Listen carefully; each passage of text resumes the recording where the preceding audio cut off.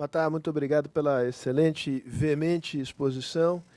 Antes de passar a palavra ao Hélio Zilberstein, eu não consigo me furtar a fazer o comentário de que o Parlamento brasileiro é pródigo em nomes curiosíssimos, né? Petecão. O meu favorito é André Fufuca, que foi recentemente eleito membro da mesa diretora da Câmara. Mas com esse comentário anedótico e despropositado, eu passo a palavra ao professor Hélio Zilberstein. Obrigado, enorme prazer em estar aqui, uma honra, e eu espero contribuir agora para o debate depois dessas duas apresentações magníficas. A gente fica até com receio de falar alguma coisa depois de ouvir tanta coisa sensata assim. E, por outro lado, essa sensatez nos dá um ânimo, né, que é possível mudar esse país, é possível avançar. Eu preparei um material que com certeza levaria mais do que 20 minutos. Eu gostaria de poder falar sobre todos esses itens, mas eu vou enfatizar apenas alguns e vou passar muito rápido pelos outros. Eu quero começar pela terceirização. Vou falar muito rápido e de uma forma muito contundente. Aliás, desculpa, antes disso, deixa eu falar um pouquinho sobre o que é um sistema de relações de trabalho. E quero começar com uma ideia. As relações de trabalho são intrinsecamente conflitivas. Por que elas são conflitivas? Porque há uma divergência de interesses entre o trabalhador e a empresa. O trabalhador gostaria de ganhar mais, a empresa gostaria de pagar menos. Isso é universal. É isso que, na sociologia, a gente chama de conflito. Quer dizer, você não precisa nem usar a categoria luta de classes. Conflito de interesses. E o que os países no mundo inteiro tentam aprender, e muitos, quase todos conseguem com sucesso, é administrar esse conflito. O nosso sistema é diferente porque ele não administra, ele não reconhece o conflito. Então, isso é um pecado original do nosso sistema. O sistema não reconhece que existe conflito, isso está lá nos anos 30, quando começou a se gestar essa legislação, que foi consolidada nos anos 40, e o que ele faz? Como o conflito existe e ele não reconhece, ele joga para fora. Existe algum problema? Vai procurar os seus direitos com juiz Ives. A Justiça do Trabalho. Então, esse é o sistema que nós mudamos. Nós estamos muito próximos, com essa proposta, eu concordo totalmente com o Patá, de, pela primeira vez, conseguir superar esse pecado original. Nós estamos muito próximos de conseguir trazer para dentro do local de trabalho o conflito e, mais do que isso, criar, não é trazer o conflito, ele já está lá, mas criar espaços para a administração do conflito onde ele nasce. Qualquer sistema de negociação coletiva começa dentro da empresa. O nosso começa fora da empresa. A database é um episódio fora da empresa. Uma vez por ano, o sindicato patronal, o sindicato dos trabalhadores se reúne, negocia condições de trabalho, mas tudo isso acontece fora da empresa. E durante o ano não há espaço para essa negociação do dia a dia. É disso que nós precisamos cuidar. É com isso que nós reformaremos o sistema, inclusive o movimento sindical. Agora, o pressuposto da negociação é a representatividade. Desculpa, como tem filmagem, o técnico está me pedindo que você eleve um pouquinho o tom de voz para a gravação ficar mais nítida. Perdão. Eu estava tentando falar baixinho, justamente para não ser gravado. Aqui é um conflito de interesse, eu sou obrigado a administrá-lo. Vamos jogar isso para fora. No local de trabalho. Então, o pressuposto da negociação é a representatividade.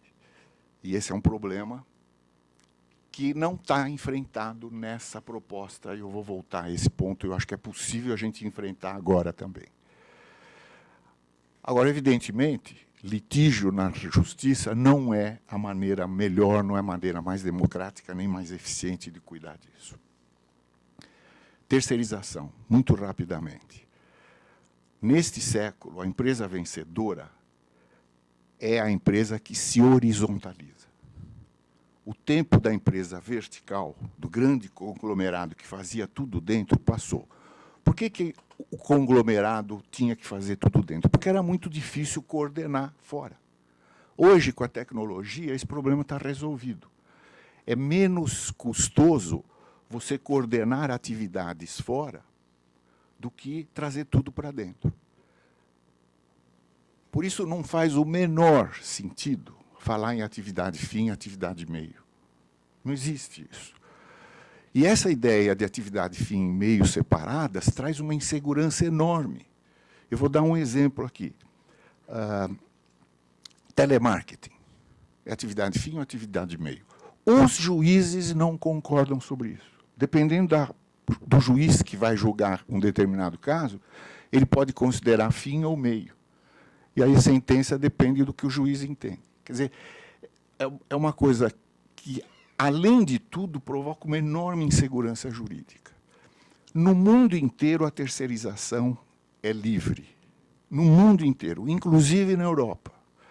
O interessante aqui, a Europa tem restrições à terceirização, mas não no sentido de o que pode, o que não pode, atividade fim, atividade meio. Qual a restrição na Europa? Isso em todos os países. É que, quando uma empresa terceirizar, a legislação se preocupa, inclusive isso está no capítulo das legislações que falam de transferência de atividades. Quando uma empresa termina ou é vendida para um outro grupo, isso está no mesmo capítulo que a terceirização. E o que a legislação faz? Qual a preocupação? Não demitir os empregados. Por que essa preocupação? Porque a base do sistema europeu é exatamente a proteção do emprego. Então, o que o sistema não quer é que, por meio da terceirização, você viole fundamentalmente o modelo. Não é esse o princípio que tem que se trazer aqui, de não demitir, mas o que tem que se trazer aqui é a ideia que a terceirização não pode violar o modelo. Qual que é o nosso modelo? É a CLT. Então, nós deveríamos poder terceirizar qualquer coisa, desde que o terceirizado seja protegido pela CLT. Sem essa história de atividade fim, atividade meio. Então, é muito importante regulamentar isso. E eu quero dizer só mais uma coisa, que nesse debate existe uma baixíssima qualidade. E o movimento sindical tem apresentado argumentos grosseiros, erros metodológicos imperdoáveis. Um dos resultados que eles mostram é que há 13 milhões de trabalhadores terceirizados no Brasil. Se isso fosse verdade, de cada 4 trabalhadores no setor formal, 1 seria terceirizado. Não é isso que a gente vê. Por que eles fazem isso? Porque, como nos bancos de dados não existe essa variável terceirizado ou não, eles separam as atividades terceirizáveis e as atividades não terceirizáveis. E cometem um erro grosseiro e superdimensionam esse lado aqui, chegam a esse resultado 13 milhões. E, com essa separação, eles fazem pior. Além de contar mal, eles comparam o salário. E chegam à conclusão que os terceirizados ganham 25% a menos. O que eles fazem, eu vou exagerar aqui, mas é para que se possa entender bem o argumento, eles estão comparando o salário médio do faxineiro com o salário médio do pessoal do escritório. E esquecem de olhar os qualificativos, o grau de instrução, a qualificação. É isso que determina também, em grande parte, o salário. Nós, na FIP, e a produtividade, claro, nós, na FIP, temos um estudo em que a gente tenta controlar essas variáveis. E a gente calcula a diferença de salários do mesmo trabalhador, portanto, é a mesma coisa que nós estamos comparando, quando ele passa de contratação direta para terceirizado e vice-versa. E o nosso resultado é 3%, e não os 25% que o Diese e a CUT mostram. Então, resumindo, esse é um assunto importantíssimo, ele não pode continuar regulamentado pela súmula 331, e é preciso que a gente tenha uma lei que dê segurança, que permita que nossas empresas cheguem ao século XXI e sejam competitivas. Trabalho intermitente é um projeto de lei no Senado, isso é muito importante, existem várias categorias, em que o trabalho é intermitente, eventos, feiras, turismo, hospedagem, alimentação, nós precisamos aprovar essa legislação para acomodar, e o PATÁ é muito próximo a esse setor, para acomodar esse tipo de contratação. Nós precisamos abrigar no nosso arcabouço legal trabalhista esse tipo de contratação. Eu vou passar por aqui, eu tenho um material sobre o PPE, o PSE, que faz parte, é uma medida provisória que o governo editou, que prorroga o PPE, quer dizer, o acordo que reduz salário, reduz horas, e o Fundo de Amparo ao Trabalhador, o Seguro-Desemprego, paga uma parte da redução do salário. O governo está dando uma importância que, na verdade, esse projeto não tem. É uma boa ideia, mas ele não pegou. Até hoje, ele atingiu 50 mil trabalhadores. Está na proposta do governo. A reforma trabalhista tem muitas coisas. Multa para não registro, aumenta o trabalho, a jornada de trabalho parcial para 30 horas, regulariza a correção das multas pelo IPCA, que aqui é um problema terrível, a Justiça do Trabalho usa índices que penalizam demais o perdedor da causa. E aqui uma coisa que me preocupa essa é uma restrição que eu tenho muito forte, é que essa proposta do governo, o projeto de lei, muda o regime do trabalho temporário. Hoje, para você ter trabalho temporário, ou seja, substituir alguém temporariamente, ou contratar alguém devido a um pico de produção, que não vai durar, uma coisa temporária mesmo, você tem que contratar por meio de uma agência de trabalho temporário. E esse contrato não pode exceder 90 dias. O que o projeto está fazendo é estender para 120 dias, prorrogável por mais 120, e permitindo que essa contratação seja direta e não indireta. Inclusive, no texto se fala, evidentemente, isso foi feito para atender um tipo de trabalho não permanente, que é o trabalho sazonal na agricultura. Mas o que eu tenho a impressão que o que está se fazendo é tentar consertar uma coisa estragando outra. O trabalho temporário está bem resolvido no Brasil. Talvez ele precise de mais fiscalização, mas a legislação está boa. Agora, a questão do trabalho sazonal teria que ser objeto de uma regulamentação própria. Nós precisamos resolver isso. Está muito mal tratado na nossa legislação, mas eu acho que essa forma não foi muito feliz. A reforma trabalhista, e aí eu vou concordar com o PATÁ, talvez mais importante do que permitir o princípio do negociado sobre o legislado, é essa regulamentação do representante dos trabalhadores na empresa. Voltando para o meu primeiro slide, também sou do teu tempo, Sérgio. Podemos usar também diapositiva. Não, aí já é demais. Voltando para aqui, vocês lembram que eu dizia que o nosso sistema tem um pecado de origem, que é não reconhecer o conflito. Criar representação dos trabalhadores no local de trabalho é corrigir esse pecado. Quer dizer, para que precisa de um representante dos trabalhadores? É porque há divergências. Então, nós estamos criando um canal para que essas divergências se expressem. Isso é fundamental. É um passo, é uma revolução. O interessante é que, nas versões originais do projeto, esse representante era sindical. O sindicato queria organizar a eleição e tal. E, do jeito que está, ele está muito impreciso. Aparentemente, é a empresa que organiza. Não é? Isso aqui precisaria um pouco de atenção. Eu sei que há uma resistência muito grande patronal em relação a isso, principalmente a representação sindical, talvez por isso que eles tenham mudado.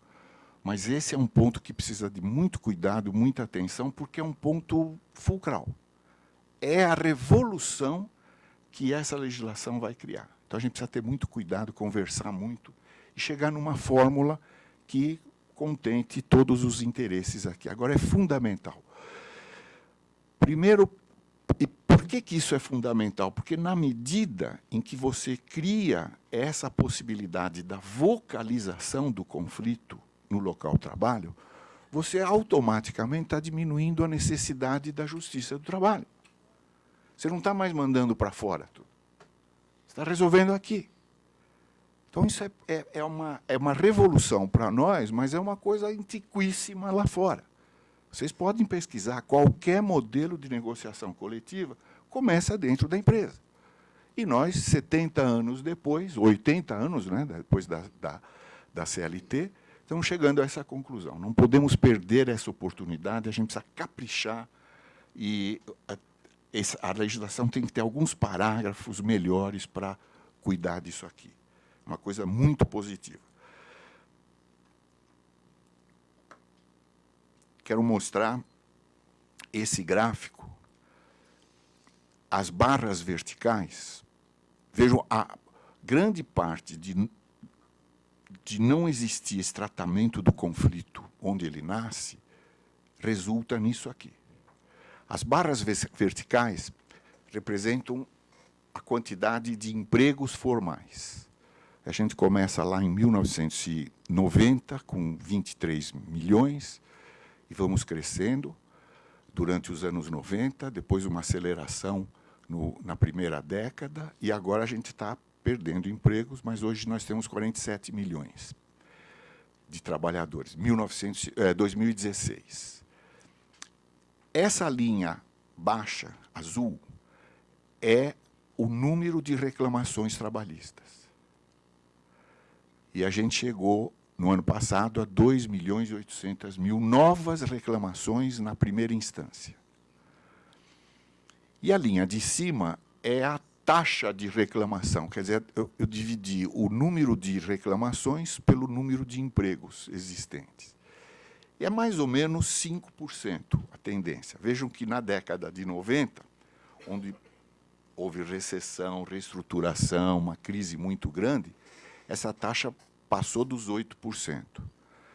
Pois ela caiu, e agora, recentemente, quando a crise no emprego começou de novo, ela subiu e já está em 6%. Ela deve crescer, porque o desemprego não deve cair imediatamente esse ano. Então, tudo isso acontece porque, em grande parte, porque a gente não trata o conflito lá. E como a gente não trata lá, e como a gente tem uma justiça do trabalho extremamente paternalista, eu vou afirmar uma coisa que talvez seja forte, mas eu não posso deixar de dizer isso à luz desse gráfico. Na verdade, a reclamação trabalhista é um terceiro seguro-desemprego para muitos trabalhadores. Depois que ele gasta o seguro-desemprego, fundo de garantia, se ele não acha emprego, ele fala, opa, lembrei, deixa eu ir reclamar. Eu saí do metrô, e vai ganhar alguma coisa. Eu saí do metrô aqui na Rua Formosa, e havia duas moças gritando, advogado trabalhista, com um cartãozinho. Bom, eu que passo lá diariamente há 10 anos, a cena é sempre a mesma. Sempre a mesma. Saída da é. São todos as seclas do Patá. Não são. Não, a indústria da reclamação, às vezes ela anda junto com o sindicato, mas, na maioria das vezes, não. São advogados que têm escritório e que caçam os reclamantes. E aí, um parênteses, ministro Ives, eu quero voltar à súmula 330, que é a súmula anterior à 331 da terceirização. E quero voltar ao mandato na presidência do TST do ministro Almir Pazianotto. O ministro Pazianotto tentou editar a súmula e ela dizia, traduzindo para o nosso português aqui, ela dizia o seguinte, a rescisão do contrato trabalhista rescinde o contrato trabalhista. Não é isso? Quer dizer, qual que era a ideia? Porque hoje, quando o empregado assina a rescisão, ele não está rescindindo o contrato, aquilo é um recibo. Ele está dizendo que a empresa diz que deve isso, isso, isso, e que pagou para ele que ele recebeu. Mas ele não está concordando que é só isso. Ele tem o direito de ir à justiça, pedir mais. Quer dizer, é uma rescisão que não termina o contrato. Então, o que o ministro Pazianotto tentou fazer foi mudar isso. Vamos acabar o contrato nessa... tem que acabar aqui, não é? Não durou uma semana. Teve que voltar atrás. E vale isso para hoje. Talvez fosse uma ideia boa incluir nessa reforma um dispositivo obrigando a finalização do contrato coletivo na rescisão. Isso faria com que os sindicatos tivessem que ser muito mais responsáveis, nessa ocasião. E isso talvez mudasse. Então, isso, junto com a possibilidade do acerto lá no local de trabalho, traria uma revolução. Não é?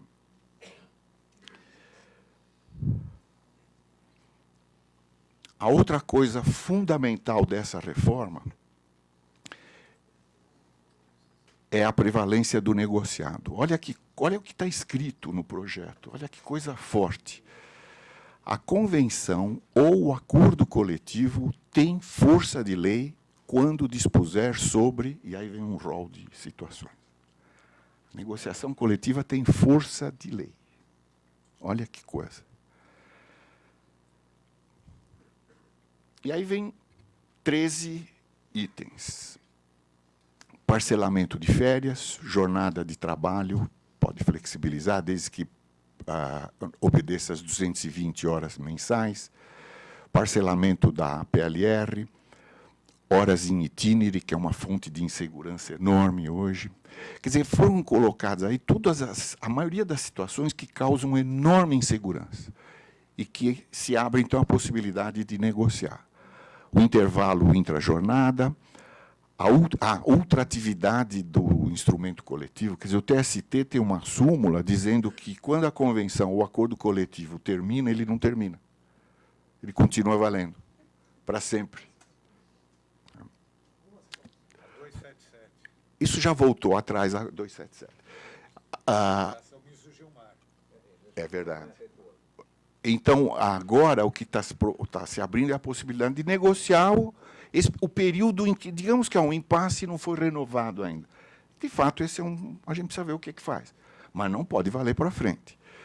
Adesão ao PSE, que é o novo nome do PPE, plano de cargos e salários. As empresas não podem negociar planos de cargos e salários porque é uma insegurança total. Regulamentação empresarial. O regimento interno da empresa também pode ser alvo de restrições na Justiça do Trabalho. Banco de horas, trabalho remoto vai poder ser negociado. Olha que coisa boa. A remuneração da produtividade e o registro da jornada de trabalho. Quer dizer, as empresas podem negociar que elas não sejam obrigadas ao registro eletrônico. Né? Enfim, maravilha. 13 itens para negociação. Mas eu tenho uma pergunta, que é o seguinte: se a negociação coletiva é tão boa, e todos nós concordamos que ela é um valor na democracia, por que restringir a apenas 13 itens? Por que será que quem escreveu esse projeto se preocupou em limitar o espaço para a negociação? E aí eu pergunto, será que as metalúrgicas do ABC concordariam com isso?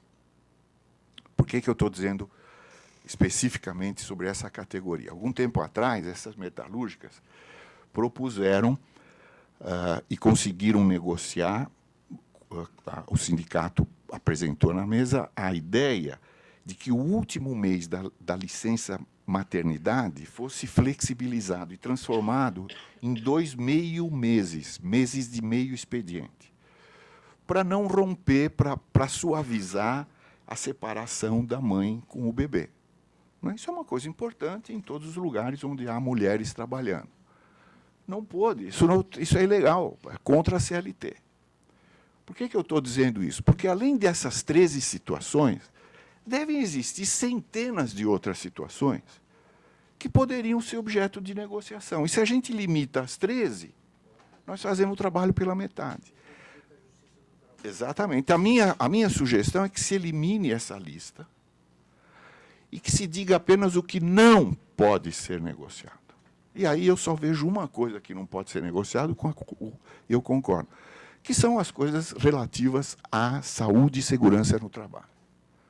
Esse item requer um nível de informação técnica que nem o sindicato nem a empresa, muitas vezes, podem obter. Isso é uma coisa que o Estado tem que participar. E o Brasil tem um jeito muito interessante, que são as normas, as NRs, que são negociadas tripartitamente. Então, isso não pode ser negociado. Perfeito. O resto deveria poder tudo. Agora, a pergunta que não quer calar é o seguinte: por que eles limitaram? É verdade que isso é o que mais incomoda, mas tem muito mais coisa. Por que limitar? Será que eles não confiam na negociação? Confiam. Ou será que eles não confiam na representatividade? Que esse é o grande argumento. Quem é que está negociando? Eu vou voltar, eu estou terminando. Vou passar isso. Uma palavra sobre a reforma da Previdência. Por quê? Porque a Previdência e a previdenciária e a trabalhista têm que conversar. A gente fala em reforma trabalhista, mas esquece que uma parte da reforma trabalhista tem que ser a redução dos encargos de salário, que são brutais. E, para reduzir os encargos, a gente precisa criar uma nova previdência. O que o governo está fazendo, ele está mudando alguns parâmetros, mas nós vamos continuar pagando 31% para o INSS, mais o seguro de acidente de trabalho. O próprio governo diz que tudo isso que ele está propondo na reforma da Previdência vai controlar o gasto, não vai reduzir. Quer dizer, nós vamos congelar a situação na melhor das hipóteses. Nós precisamos criar uma nova Previdência. A FIP tem uma proposta interessante e está sendo elaborada uma emenda aditiva ao projeto do governo, e seria muito interessante que os deputados e os senadores prestassem atenção em relação a isso.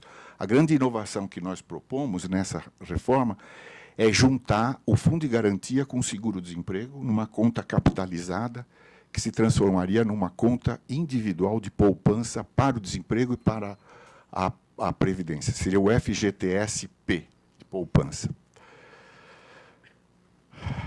Outra coisa que precisa se fazer é... Estou realmente terminando. Os números estão muito pequenos, mas o que eu quero dizer é só o seguinte: 80% do gasto com os aposentados do setor público vai para benefícios acima de 5 salários mínimos.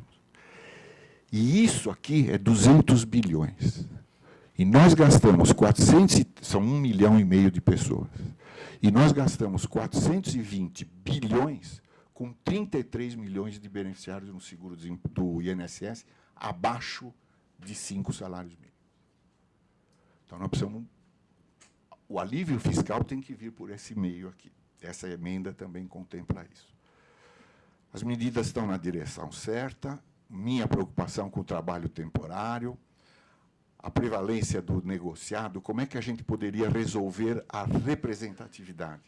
A minha sugestão é que essa negociação seja feita só por acordo coletivo, e não na convenção coletiva. E no acordo coletivo, se exigir do sindicato que ele tenha 50% mais um de sócios. Se o sindicato tiver na empresa a maioria dos trabalhadores como sócio, ele pode negociar o que ele quiser. Essa seria a prova do pudim. Nós poderíamos negociar na convenção, mas seria uma convenção por adesão, em que cada empresa, por meio do acordo com o sindicato representativo, entrasse na convenção. Ao invés de lista do que pode e do que não pode, um critério de representatividade para a gente ter segurança de que os atores da negociação são representativos. Um ponto que o Patac tocou: nós precisamos evitar que a eleição do representante se converta num conflito. Então, a gente precisa ter muito cuidado, talvez criar um órgão administrativo para cuidar dessas eleições. E aproveitar a reforma da Previdência para ela conversar com o mercado de trabalho e fazer uma nova Previdência para os novos trabalhadores. Muito obrigado.